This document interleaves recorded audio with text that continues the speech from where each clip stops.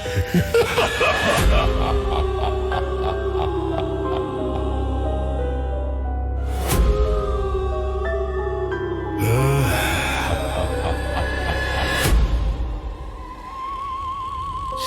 Philippines podcast.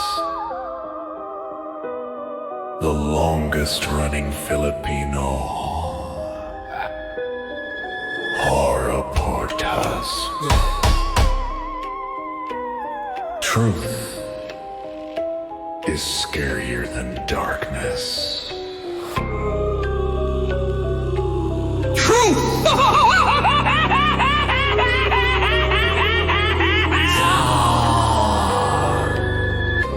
Is far more scarier than any evil. Stories Philippines podcast.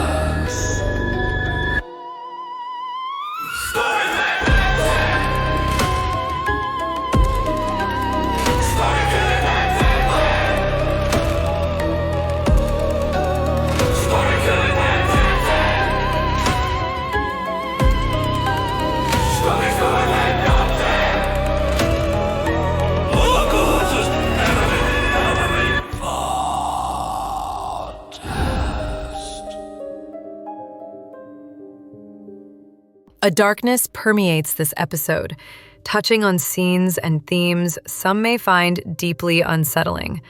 The fear is not in the seeing, but in the hearing. Listener discretion is a necessity. The house had been silent for 2 decades. Not the silence of peace, but the quiet of something held captive.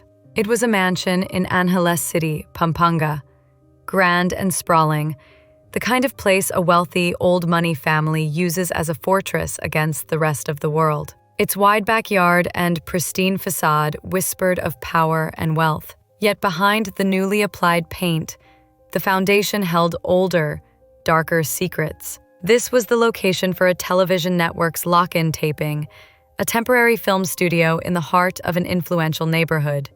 It was late, approaching 11 o'clock at night. The last sequence of the day was being set up, a simple scene of 2 young lovers sitting beneath a half-cut tree on the lawn. Inside the air-conditioned tent, the director and the executive producer were hunched over the monitor, the audio man adjusting levels.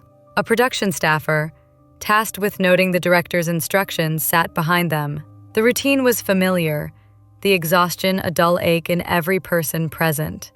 Then, as the word rolling was spoken, a strange anomaly pierced the carefully monitored quiet. It was a small, high-pitched voice that registered only on the lapel microphone, a sound like an echo or perhaps a mischievous mimic. The audio man tensed. It sounded like the actress, but distorted, as if a child were trying to copy her speech. The director, a veteran of countless film sets, immediately called for a cut. He told his assistant director through the headset to demand silence from the set. They tried again. The voice returned. This time it was clearer, repeating the exact lines the actress was delivering. It was a perfect, disturbing copy, a parasitic twin of sound. The director turned to his staffer. "Are you playing back the material?" "No, director," the staffer answered.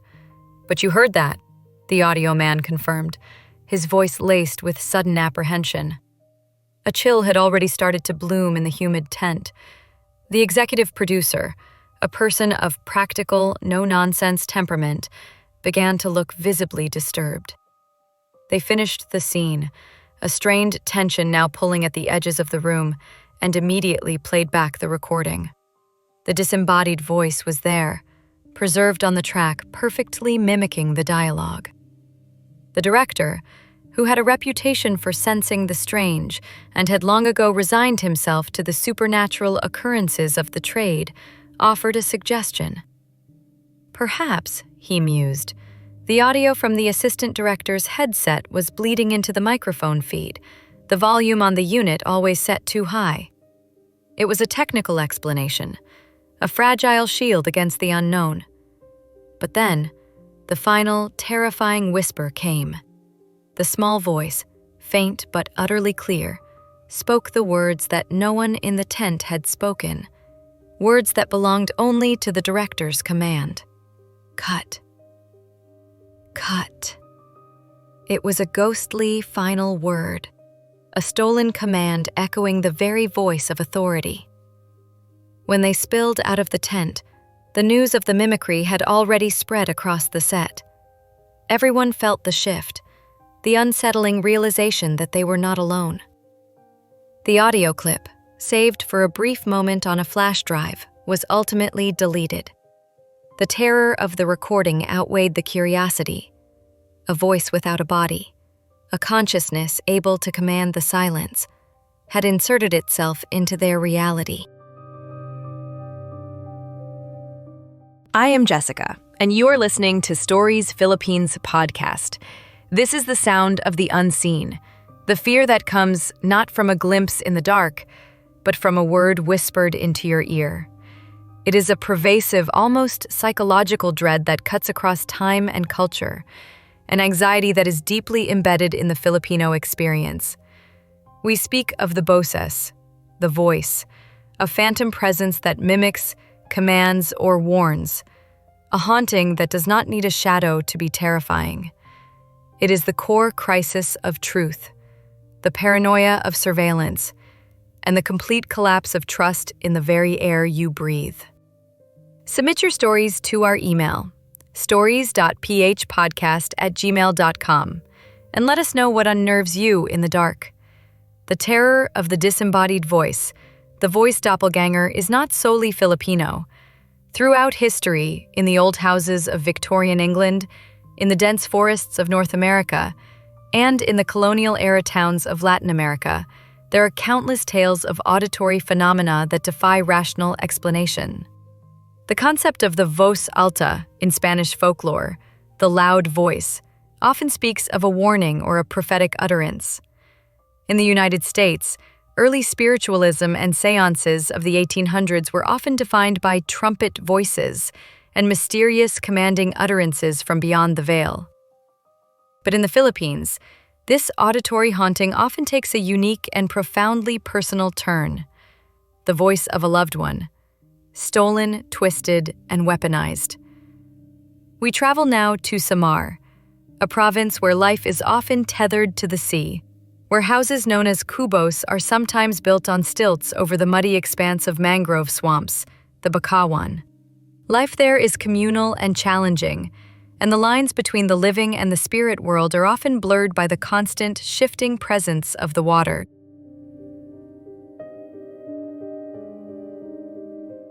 Ten-year-old Jana was playing late with her friends, the kind of heedless fun that only ends when the sun has completely surrendered the sky. When she finally made her way back to her family's house, a small structure nestled within the mangroves, the door was padlocked.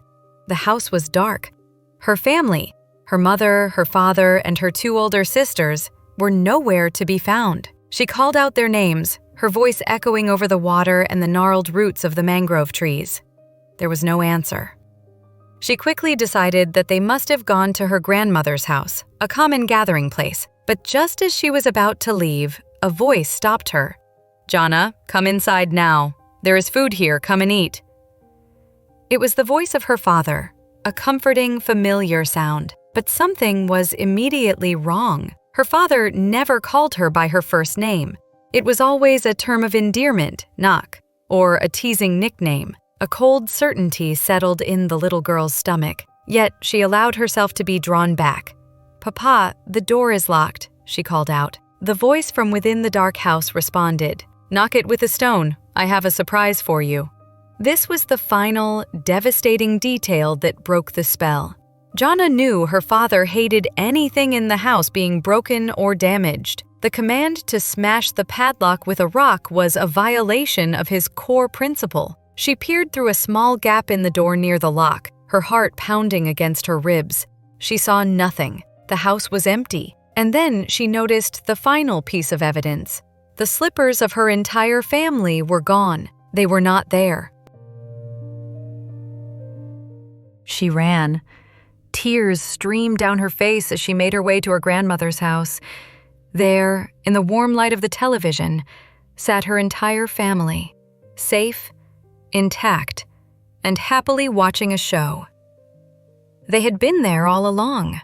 When Jana recounted the story, her father confirmed he had not been home, nor had he cooked. The grandmother, older and wiser in the ways of the Bakawan, immediately understood. She spoke of a previous event in the same area, where a voice had mimicked a person, drawn them away, and the next day, the real person had inexplicably taken their own life. Her immediate advice was chilling and specific. Burn the clothes her father had worn that day. A ritual to prevent the malevolent spirit from fully replacing or harming him. The spirit, the thing, was not content just to mimic. It sought to lure, to replace, to destroy. This is the psychological core of the fear of the disembodied voice. It attacks our most fundamental sense of security, the identity of those we love. If a voice can perfectly imitate your father, your wife, your child, then the world becomes fundamentally unstable. The threat is not physical, but existential. It exploits the inherent human need to trust what we hear, a betrayal of the auditory sense itself.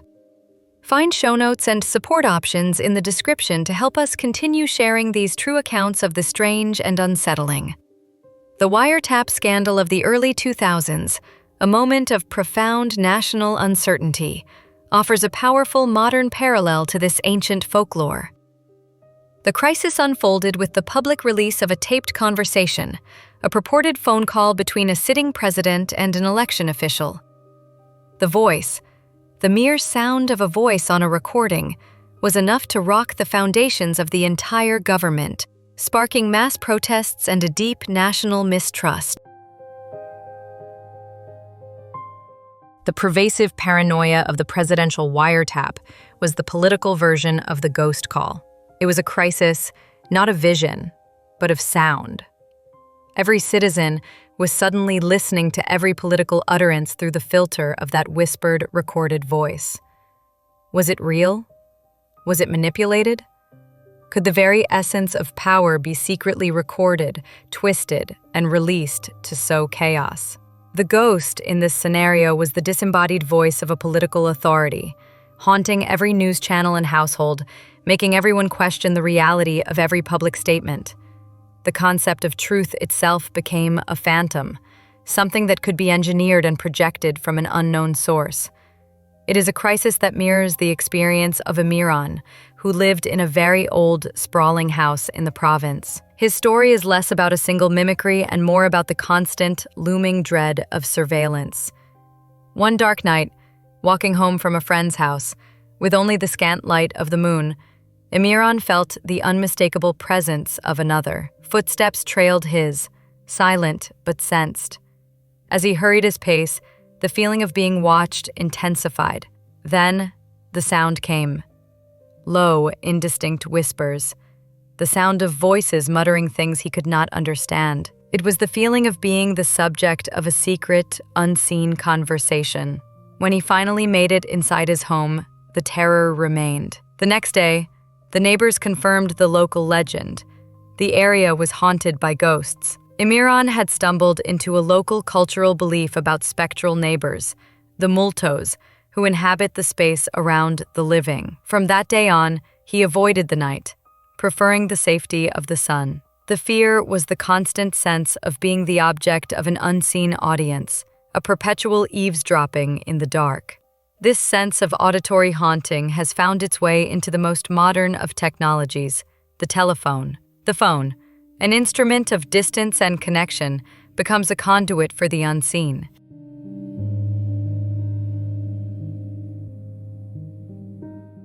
Take the account of Day, who moved into a studio apartment with two cousins. The unit was on the first floor, but the tenants above had a wooden floor, ensuring the constant, distracting sound of children's feet. But one day, the disturbance was closer. Day was on the phone with her grandmothers, listening through earphones, when the connection abruptly cut. The line was replaced with a harsh static, a loud rush of wind, and the sound of what might have been rainfall. Day waited for the line to clear, but instead, a new sound emerged. Indistinct utterances. a low, rising voice that was neither clearly male nor female. It was unintelligible, yet increasingly loud. She pulled off her earphones, the sound of physical shock, and looked at her cousin. The line with her grandmother's was definitely gone. Later, she checked her phone's call recording feature and found the static, the wind, and the rising, unintelligible voice preserved on the digital file. Her grandmother's, when contacted, said her line had simply disappeared on their end. The voice returned. Her aunt later used Day's phone to call her own mother, and the same phenomenon occurred. The bad line, the disconnect, the strange utterances. The digital record of the call captured the ghostly presence again. It was a voice that seemed to feed on depression, a voice that was perhaps drawn to the emotional state of the caller. Day admits she was deeply depressed at the time, her faith wavering. The voice, the phone, the mystery felt like a deliberate challenge, a terrifying test. The spirit seemed to single out the fearful, the sensitive, avoiding her two more boisterous cousins. The unsettling truth, often shared through local Carendaria gossip, was that the building itself had a history. The former tenant, who had lived on the opposite side of the floor, mentioned strange occurrences, like the faucet in the restroom turning on by itself. Day remembered that their own faucet was prone to the same strange, inexplicable actions. The voice, it seemed, was one piece of a larger, subtle haunting tied to the very structure of the building. Access exclusive content on Patreon and help us dive deeper into the hidden histories and folklore of the Philippines. Another modern office tale, from a high-rise Chinese company in Dasmariñas, further illustrates how these phenomena adapt to new technologies. Smoggy was working alone on a Sunday, scheduled for an early morning shift to complete urgent paperwork.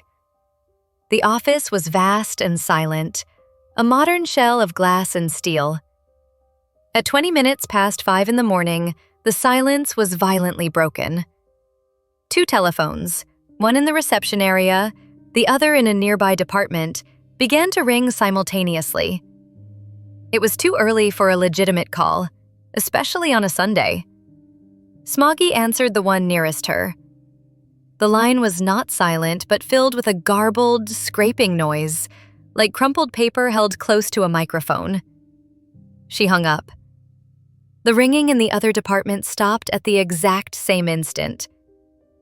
Later, around 7 in the morning, she went upstairs to retrieve more documents. As her foot reached the final step of the staircase, all the lights in the upper office floor flickered on. Simultaneously, 3 telephones began to ring together.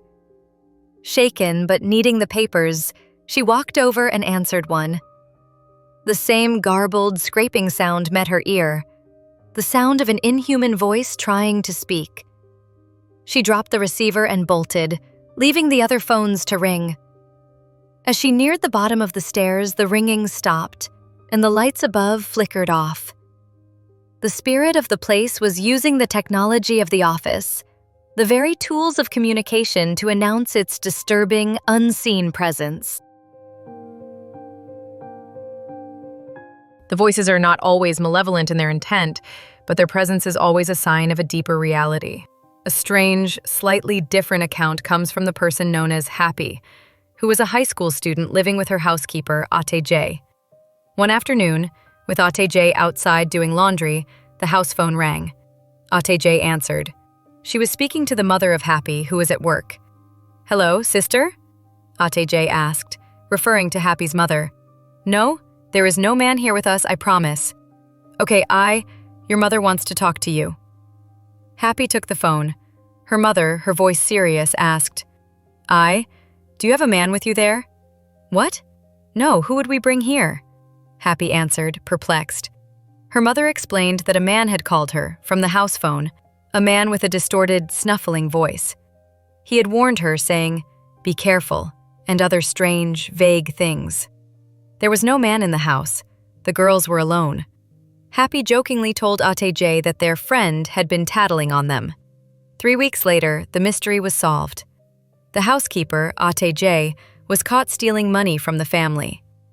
The disembodied voice, the snuffling, indistinct man, was not a ghost seeking to harm, but a spectral guardian, a Tagabante of the house, warning the mother of a betrayal that was occurring within her home. The voice was a witness, a protector, using the telephone to deliver a message of caution. Follow us on social media for daily folklore facts and stories that challenge your perception of the world. The ultimate fear of the voice comes when it is received in the context of one's professional life, where the rules of communication are clear and regulated. The modern-day high-tech equivalent of the haunted house is the call center, the business process outsourcing or BPO industry. Here, the voice is the product, the tool, and the constant companion. The agent, known as Bayaning Puyat, a name that translates roughly to sleepless hero, worked the graveyard shift at a call center in Davao.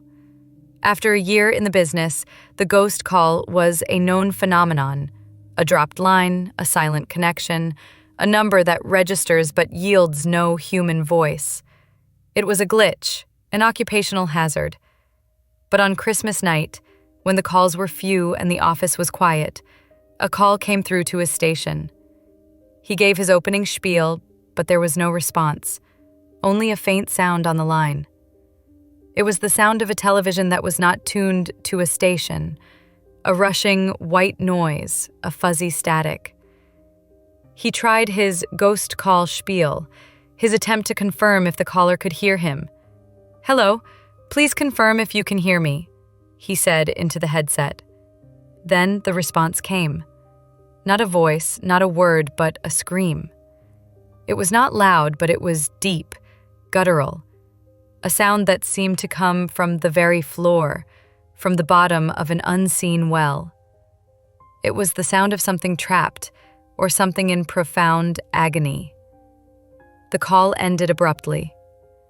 His supervisor, listening in from a separate station, asked what had happened.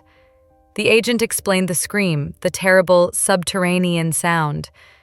But the supervisor, hearing the same call from a different feed, told him a chilling truth. The supervisor had heard only the agent's voice. No scream had registered on their end. The haunting was personal, an auditory hallucination or a direct, targeted communication from the unseen. The terror of that night was so profound that it became a sleepless companion.